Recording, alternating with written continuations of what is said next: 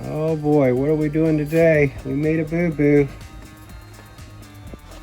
Hey, my name is Scott. I'm a radon mitigator in Virginia. I make videos for other radon mitigators and those looking to get in the business of your home, or of course you can stay and hang out. A good place to go is www.nrsb.org.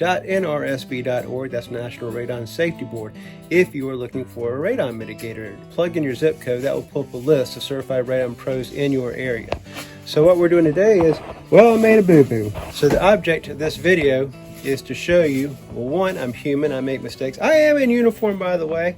It's cold where I'm working today. Yeah, we're still doing it. Show you I made a boo-boo. I'm human. Show you how I could have prevented that, how you can prevent it, and plus I'll show you a cool trick. So with this system today, we are purposely coming out 3 feet away from the electrical box as you're supposed to do. And when we put in a system, naturally a homeowner would want the pipe to be as close to the wall as possible, and we don't do that because there's always a footer somewhere around in there, and today we got surprised it was extra far out. So how could I have prevented that? Well, I always drill a pilot hole, you know, right around there, and I hit something solid. And the reason why I went ahead and proceeded with this big hole is because, well, I see all this plumbing around here, and I suspect that this house is going to have low gravel content, so it's kind of good to be near plumbing every now and again. And that's a dance, because you certainly don't want to cut or drill into it. So I went ahead and rolled the dice and went ahead with it. But what I should have done is drilled another pilot hole. See? So right there, I mean, we're going to have a concrete patch-up job to do. What I could have done is, here. This is where my trick comes in. Where's my thing? All right, and we're back. Okay, so this is my plumb bob trick, if you haven't seen it in my other videos. And so what we're doing is we're going to kick out a little further into the footprint by simply taking a street 45 and putting it on the 90 that we originally had turned straight down.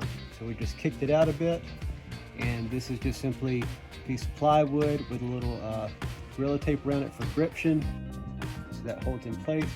Got plumb bob like so. This is the original string that I used when I got into the business 8 years ago, so we're about due for an upgrade there, but never had to replace any batteries. So there we go, that's where we're going to drill our new pilot hole, and that's what I should have done to begin with, because I felt something solid under there, and I just assumed, well, maybe it's a pipe or something, because sometimes you get lucky if you press on. I mean, there's so many unknowns in this line of work. And you go with experience, your gut, and your feeling, and you know, I kind of rolled the dice a little bit, and it came up sort of snake eyes for me today. So what I should have done is just kicked it out, drilled a new pilot hole, then I wouldn't have a big concrete repair to do. So anyway, I hope that helps you, and I'm going to go ahead and move on with the rest of this job. We'll show you how it came out. All right, we pushed through.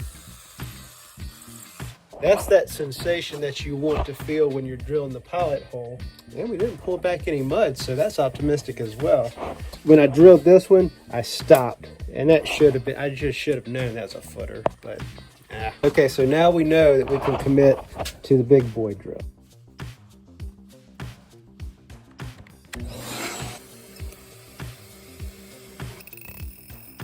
Okay, so here we are. We've got our hole in, and mostly gravel content, so we've got that going for us today, which my helper wants to kill me because he's already wired up a high suction fan, because those were the odds. That's what we felt like we were going to be into today. You know, you don't know till you know, and there's a lot of physical experimentation to this.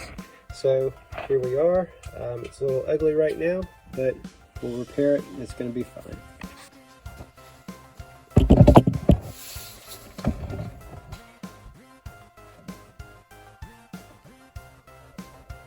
Okay, so what we've done here is we have used backer rod around here like we always do, and then here we've got critter guard, and this is you'll find this in the gutter section of your of your Lowe's or Home Depot. I call it critter guard. It's actually leaf guard. It's meant to protect your gutters from leaves. But what we do is we put it at the top of our exhaust pipe. Well, when we get to the top, we'll usually put that in to keep leaves and critters out. But today, we're using it right here to keep the cement or mortar from seeping through down past here, to basically keep it confined to right here. And then we just got a little tape right there to further block that from seeping through. So I'll go ahead and take some mortar that I've mixed up, and we will fill the hole. Okay, so here's the cement. It's quick setting cement, to be specific on what we used for here. So not too bad. And we went ahead and got happy with it and filled around the pipe as well. So yeah, I feel pretty good about this. Also, we sealed the cracks. Might be a little overkill because we had that big honking footer in the way, but nevertheless, we did the follow through. And we took care of back there as well. That's a spot that you want to be on the lookout for with basement tub showers.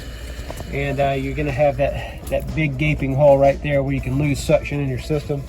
And we put some expanding foam in there. So hey, I hope you found this video helpful. If you did, by all means smash that like button and consider subscribing. I try to drop lots of content for the Radon community. It doesn't cost you a dime, it means the world to me. Have a great day, see you in the next video.